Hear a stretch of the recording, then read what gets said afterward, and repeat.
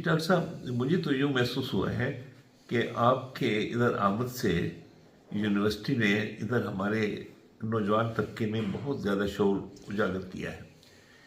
हुकूमती वसाइल इतने ज़्यादा नहीं हैं कि जो लोग भी फारिगुल तहसील होते हैं वो उन्हें जॉब नहीं मिल जाती। बहरहाल जो जॉब भी उनकी मिलती है उससे नज़र आता है इदारे का जो स्केचेस हैं, इदारे का जो खाका है वो नज़र आता है। इस हवाले से आप हमें कुछ बताएंगे? सर इरशाद साहब बहुत शुक्रिया।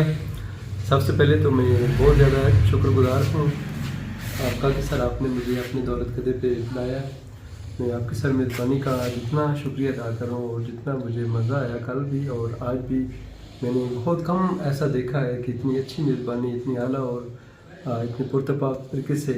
तो मैं सर सब का शुक्रगुजार हूँ, तनवीर खालिद साहब का और शाह साहब आपका। सर दूसरी बात यह है कि सर जो आप बात कर रहे हैं कि मेरे आने से, सर किसी के आने या ना आने से मेरे ख्याल में तो फ़र्क इतना नहीं पड़ता, क्योंकि ये एक शमा है और इसको जलाने वाले पहले मौजूद थे और उनकी बड़ी काविश है। मुझसे जो पहले मौजूद थे डॉक्टर शफीक आसिफ साहब, उनकी काविशें हैं जिसको मैं कोशिश कर रहा हूँ कि उसको आगे लेकर चलूँ।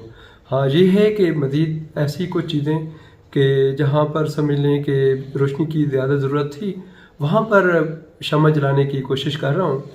कि मेरा दिल है कि जितने मियाँ वाली और मियाँ वाली शहर और मियाँ वाली इलाके के शायर, अदीब या फिर नौजवान जो बिल्कुल यूनिवर्सिटी से ना वाकिफ़ हैं या उन पर काम करने की ज़रूरत है, तो मैं ये समझता हूँ कि सबसे पहला उनका हक़ है।